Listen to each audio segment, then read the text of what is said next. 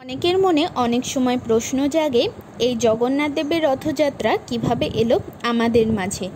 তা জানতে হলে আমাদেরকে ফিরে যেতে হবে মালব দেশ, যা বর্তমানে উড়িষ্যা নামে পরিচিত, সেই রাজ্যের রাজা ইন্দ্রদ্যুম্নের কাছে।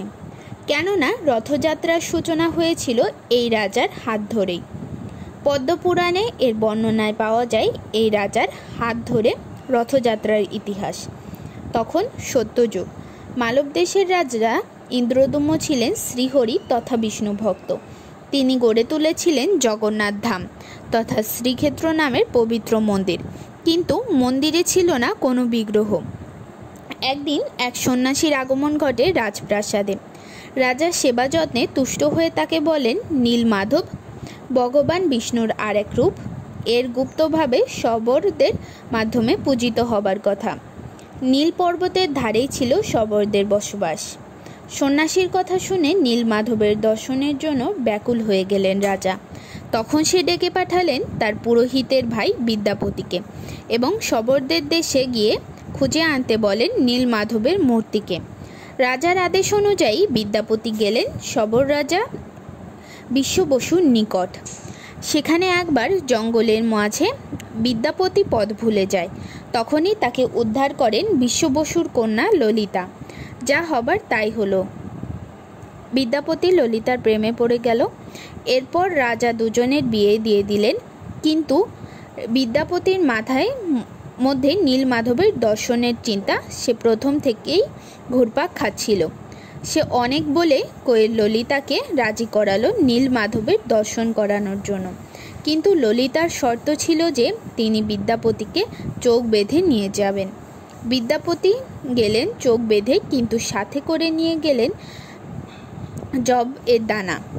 যাবার পরে ললিতার অগোচরে তিনি সেই দানা পথে ফেলতে ফেলতে চিহ্ন হিসাবে রেখে গেলেন। নীল পর্বতে গিয়ে নীলমাধবের দর্শন পেয়ে বিদ্যাপতি ধন্য হলেন। এরপরে তিনি খবর পাঠালেন রাজা ইন্দ্রদ্যুম্নের কাছে। রাজা তার রথ সৈন্য নিয়ে এলেন নীলমাধবকে নিয়ে যেতে, কিন্তু শ্রীহরির লীলা বোঝা বড় দায়। রাজা পৌঁছে গিয়ে দেখলেন যে মন্দিরে নীলমাধবের বিগ্রহ নেই।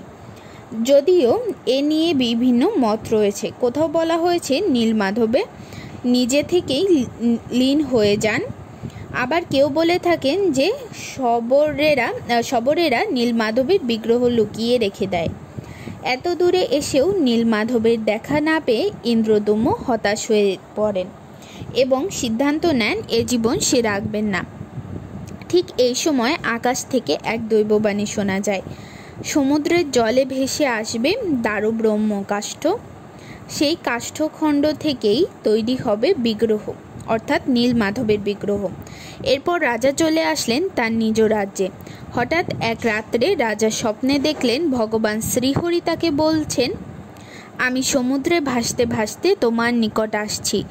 পুরীর বাঙ্কিমুহান নামক স্থানে তুমি আমাকে দারুব্রহ্মরূপে পাবে। রাজা সকালবেলা ঘুম থেকে উঠেই সেই স্থানে গিয়ে দেখতে পেলেন এক খণ্ড কাঠের টুকরো। হাতি সৈন্য এনেও সেই কাঠে নড়ানো গেল না। তখন শ্রীহরির স্বপ্নাদেশে খবর পাঠানো হলো শবররাজ বিশ্ব বসুকে।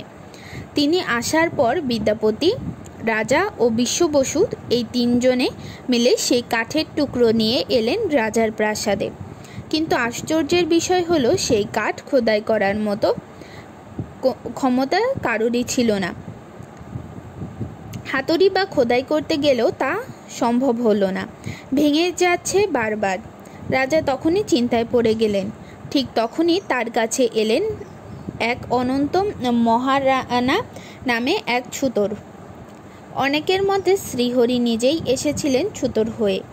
আবার মতান্তরে অনেকে বলে থাকেন বিশ্বকর্মা এসেছিলেন ভগবানের আদেশে। সে বলল সে এই কাঠ খোদাই করে গড়ে দিবে নীলমাধবের বিগ্রহ, কিন্তু তার একটি শর্ত হলো 21 দিনের মধ্যে কেউ এই মন্দিরে প্রবেশ করবে না, যতক্ষণ পর্যন্ত তার খোদাইয়ের কাজ শেষ হয়। রাজা রাজি হয়ে গেলেন। দরজায় পাহারা বসলো, কিন্তু বিপত্তি হলো ইন্দ্রদ্যুম্নের রানী গুন্ডিচা তার আর অপেক্ষা মানছিল না। কাজ শেষ হবার আগে 14 দিনের মাথায় তিনি মন্দিরে প্রবেশ করলেন। মন্দিরে ঢুকে তিনি দেখতে পেলেন এক অদ্ভুত দৃশ্য। সেখানে নেই কোনো ছুতোর। অসম্পূর্ণ অবস্থায় জগন্নাথ, বলভদ্র ও সুভদ্রা দেবীর মূর্তি রেখে রানী ভির্মি খেলেন। এ কি মূর্তি! নীল নবগণ, শ্যামল শ্রীবিষ্ণুর এমন গোলাকৃতি নয়ন, হস্তপদ হীন কালো মেঘের মতো গাত্রবর্ণ দেখে রানীর মাথা ঘুরতে লাগলো। রাজা শুনে ছুটে এলেন, রানীর উপরে ক্ষিপ্ত হলেন এবং এও বললেন শর্তভঙ্গের কারণে কাজ অসম্পূর্ণ রেখেই ছুতোর চলে গেছেন। বিমর্ষ হয়ে পড়লেন রাজা, কিন্তু ভক্তের কষ্ট ভগবান সইবেন কেন? সেই রাত্রেই রাজাকে আবার স্বপ্ন এভাবে